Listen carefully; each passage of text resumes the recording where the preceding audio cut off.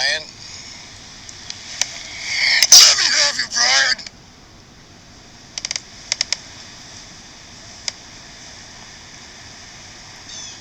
What did you do?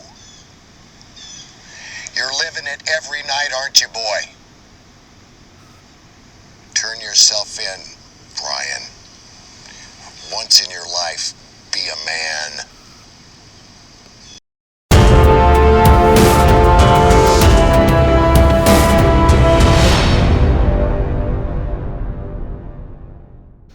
Welcome to Reporter Room, where we seek truth and justice.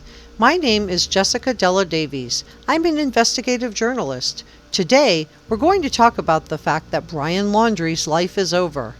Some questions I would like to ask Cassie Laundrie.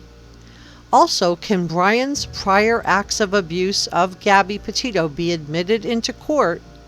And last, the fact that the Laundrie parents are being sued. Let's get into it.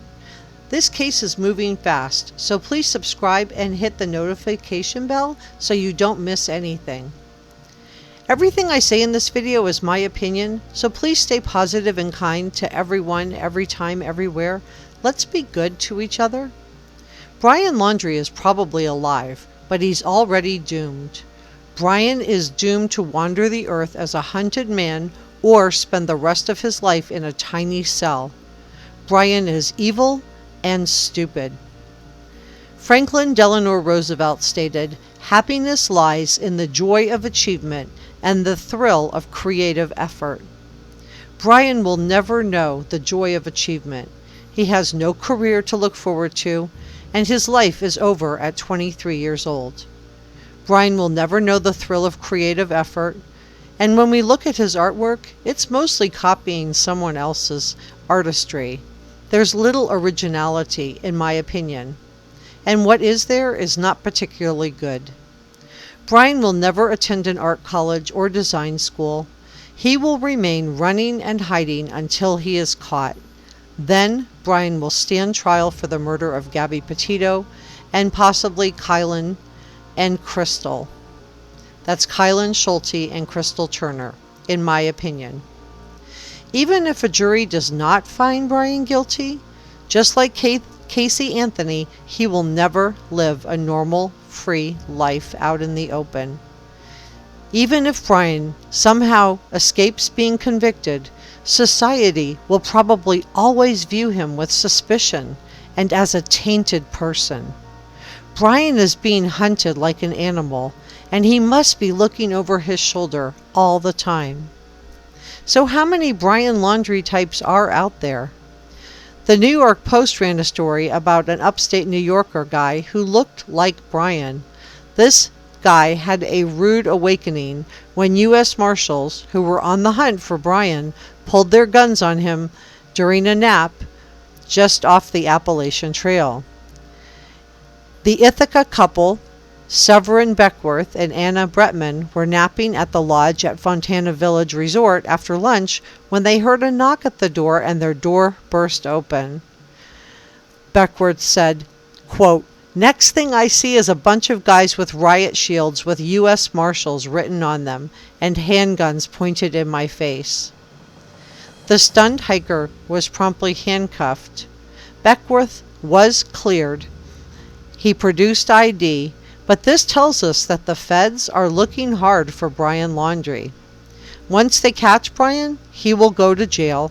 He will be charged for using an unidentified person's, and I'm assuming this is Gabby, Capital One credit card and PIN number to charge or withdraw over $1,000 between August 30th and September 1st.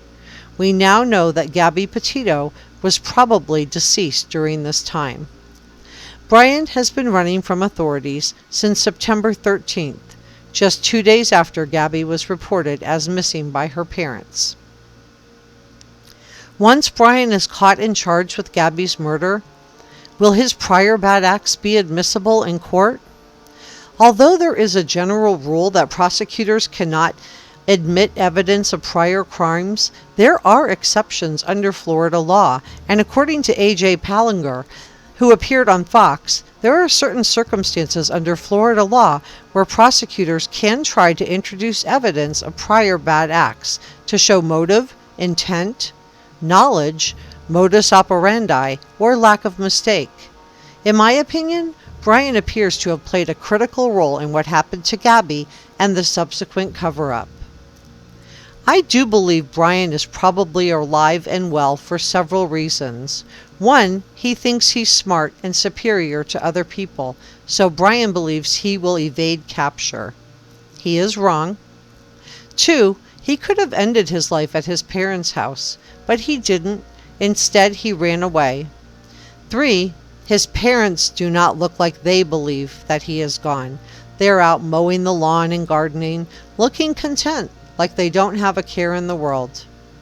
Look at the Laundrie parent affect. They seem fine. Grieving parents are not ordering food from Grubhub. They're not puttering around the garden. They do not smile while helping authorities search for their child. In fact, they do not wait until 3 weeks have passed after reporting their child missing to join the search, and then search for a couple of hours and a single day and go home. Do you see any signs of grieving?